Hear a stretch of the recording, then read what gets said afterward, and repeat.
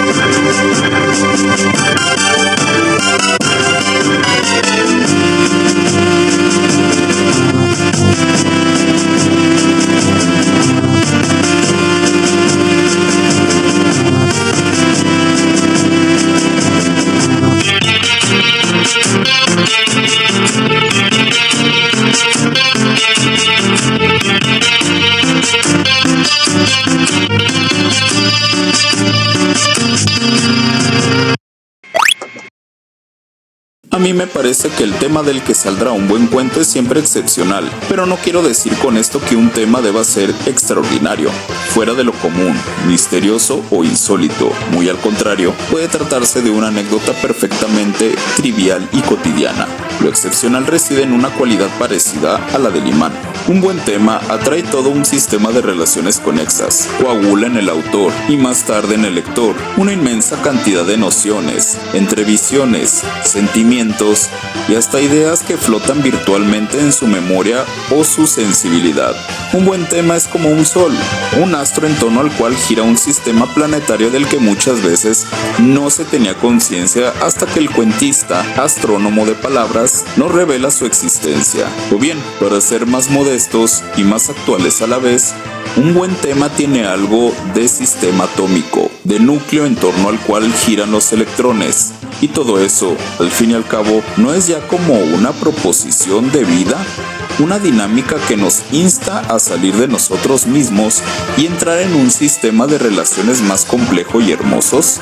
Muchas veces me he preguntado cuál es la virtud de ciertos cuentos inolvidables. En el momento los leímos junto con muchos otros, que incluso podían ser de los mismos autores. Y he aquí que los años han pasado y hemos vivido y olvidado tanto, pero esos pequeños e insignificantes cuentos, esos granos de arena en el inmenso mar de la literatura, siguen ahí, latiendo en nosotros. ¿No es verdad que cada uno tiene su colección de cuentos? Yo tengo la mía, y podría dar algunos nombres. Tengo William Wilson de Edgar Allan Poe, Bola de cebo de Guy de Maupassant, La muerte de Iván Ilich de Tolstoy, Los soñadores de Isaac Dinesen, y así podría seguir y seguir. Y habrán advertido ustedes que no todos esos cuentos son obligatoriamente de antología. ¿Por qué perduran en la memoria? Piensen en los cuentos que no han podido olvidar y verán que todos ellos tienen la misma característica.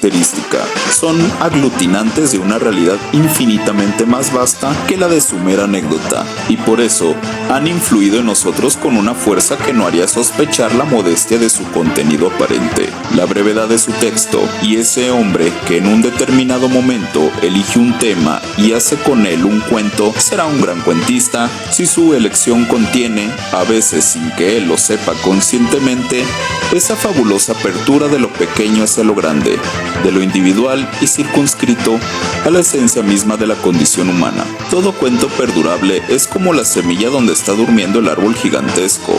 Ese árbol crecerá en nosotros, dará su sombra en nuestra memoria. Sin embargo, hay que aclarar mejor esta noción de temas significativos. Un mismo tema puede ser profundamente significativo para un escritor y anodino para otro. Un mismo tema despertará enormes resonancias en un lector y dejará indiferente a otro.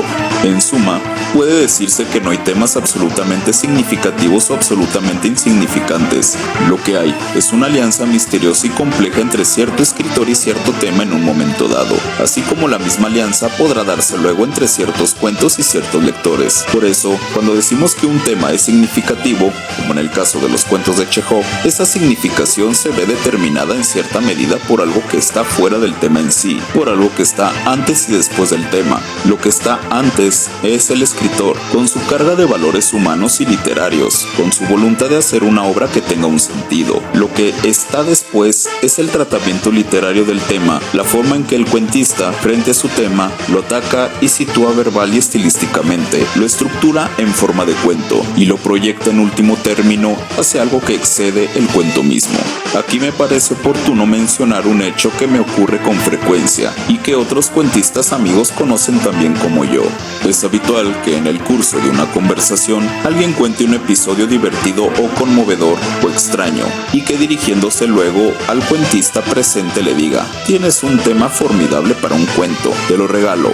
A mí me han regalado en esa forma montones de temas y siempre he contestado amablemente: muchas gracias, y jamás he escrito un cuento con ninguno de ellos. Sin embargo, cierta vez una amiga me contó distraídamente las aventuras de una criada suya en París. Mientras escuchaba su relato, sentí que eso podía llegar a ser un cuento. Para ella, esos episodios no eran más que anécdotas curiosas. Para mí, bruscamente, se cargaban de un sentido que iba mucho más allá de su simple y hasta vulgar contenido.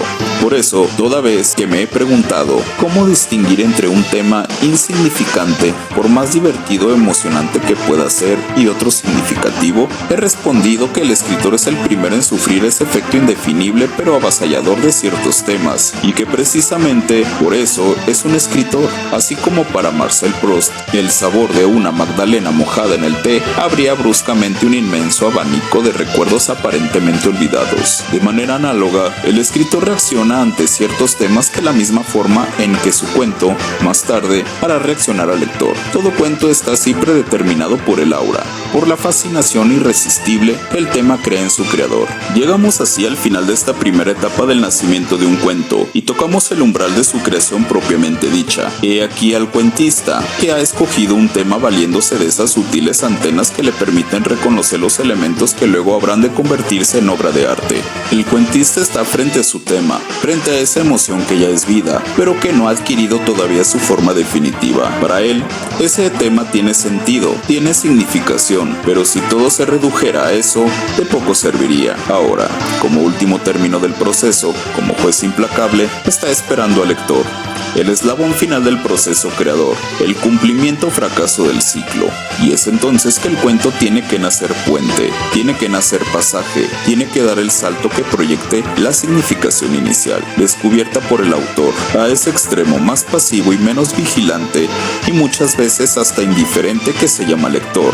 Los cuentistas inexpertos suelen caer en la ilusión de imaginar que les basta escribir lisa y llanamente un tema que los ha conmovido para conmover a su turno a los lectores. Incurren en la ingenuidad de aquel que encuentra bellísimo a su hijo y da por supuesto que todos los demás lo ven igualmente bello. Con el tiempo, con los fracasos, el cuentista capaz de superar esa primera etapa ingenua aprende que en la literatura no bastan las buenas intenciones.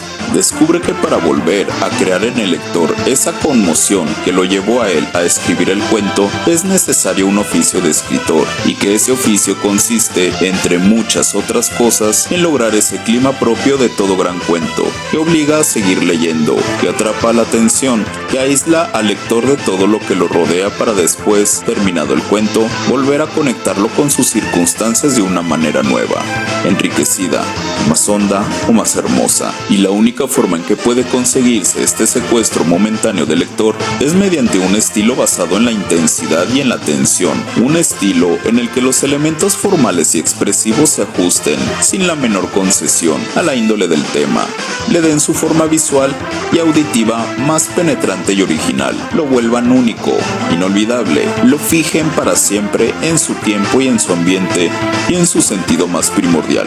Lo que llamo intensidad en un cuento consiste en la eliminación de todas las ideas o situaciones intermedias, todos los rellenos o fases de transición que la novela permite e incluso exige. Ninguno de ustedes habrá olvidado El barril de amontillado de Edgar Allan Poe. Lo extraordinario de este cuento es la brusca presidencia de toda descripción de ambiente. A la tercera o cuarta frase, estamos en el corazón del drama, asistiendo al cumplimiento implacable de una venganza. Los asesinatos de Hemingway es otro ejemplo de intensidad obtenida mediante la eliminación de todo lo que converja esencialmente al drama. Pero pensemos ahora en los cuentos de Joseph Conrad, de D.H. Lawrence, de Kafka. En ellos, con modalidades típicas de cada uno, la intensidad es de otro orden, y yo prefiero darle nombre de tensión. Es una intensidad que se ejerce en la manera con que el autor nos va acercando lentamente a lo contado. Todavía estamos muy lejos de saber lo que va a ocurrir en el cuento, y sin embargo, no podemos sustraernos a su atmósfera. En el caso de El barril de amontillado y de los asesinos, los hechos despojados de toda preparación asaltan sobre nosotros y nos atrapan. En cambio, en un relato demorado y caudaloso de Henry James, La lección del maestro, por ejemplo, se siente de inmediato que los hechos en sí carecen de importancia, que todo está en las fuerzas que los desencadenaron, en la malla sutil que los precedió y los acompaña. Pero tanto la intensidad de la acción como la tensión interna del relato son el producto de lo que antes llamé el oficio de escritor. Obligado, traicionado por mí mismo a decir cómo hago mis cuentos, recurriré a explicaciones exteriores a ellos. No son completamente naturales, en el sentido de no intervenir la conciencia. Eso me sería antipático. No son dominados por una teoría de la conciencia. Eso me sería extremadamente antipático. Preferiría decir que esa intervención es misteriosa. Mis cuentos no tienen estructuras lógicas. A pesar de la vigilancia constante y rigurosa de la conciencia, esta también me es desconocida. En un momento dado, pienso que en un rincón de mí nacerá una planta. La empiezo a acechar creyendo que en ese rincón se ha producido algo raro, pero que podría tener porvenir artístico. Sería feliz si esta idea no fracasara del todo. Sin embargo, debo esperar un tiempo ignorado. No sé cómo hacer germinar la planta, ni cómo favorecer, ni cuidar su crecimiento. Solo presiento deseo que tenga hojas de poesía, o algo que se transforme en poesía si la miran ciertos ojos. Debo cuidar que no ocupe mucho espacio, que no pretenda ser bella o intensa, sino que sea la planta que ella misma esté destinada a ser, y ayudarla a que lo sea. Al mismo tiempo, ella crecerá de acuerdo a un contemplador, al que no hará mucho caso si él quiere sugerirle demasiadas intenciones o grandezas. Si es una planta dueña de sí misma, tendrá una poesía natural, desconocida por ella misma. Ella debe ser como una persona que vivirá no sabe cuánto, con necesidades propias, con orgullo discreto, un poco torpe y que parezca improvisado. Ella misma no conocerá sus leyes, aunque profundamente las tenga, y la conciencia no las alcance. No sabrá el grado y la manera en que la conciencia intervendrá, pero en última instancia impondrá su voluntad y enseñará a la conciencia a ser desinteresada. Lo más seguro de todo es que yo no sé cómo hago mis cuentos, porque cada uno de ellos tiene su vida extraña y propia, pero también sé que viven peleando con la conciencia para evitar los extranjeros que ella les recomienda. Finalmente, si a uno le gustan las novelas, escribe novelas. Si le gustan cuentos, uno escribe cuentos. Como a mí me ocurren ambos, escribo tanto cuentos, así como novelas, pero no tantos como quisiera. Hablo de las novelas, que a pesar de que es mi género favorito, o más bien decir, mi formato favorito, termino escribiendo más con referente a los cuentos. Las páginas también tienen que ser solo unas cuantas, porque pocas cosas hay tan fáciles de echar a perder como un cuento. 10 líneas de exceso y el cuento se empobrece. Tantas de menos y el cuento se vuelve una anécdota, y nada más odioso que las anécdotas demasiado visibles, escritas o conversadas. La verdad es que nadie sabe cómo debe ser un cuento. El escritor que lo sabe es un mal cuentista, y al segundo cuento se le nota que sabe, y entonces todo suena falso y aburrido y fullero. Hay que ser muy sabio para no dejarse tentar por el saber ni la seguridad.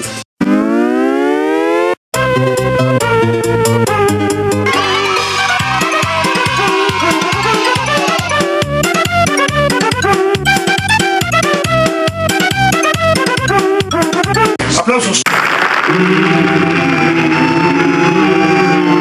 Y es hora de que nos despidamos, amigos. Lástima que terminó el festival de hoy. Pronto volveremos con más diversiones. Eso es todo, amigos.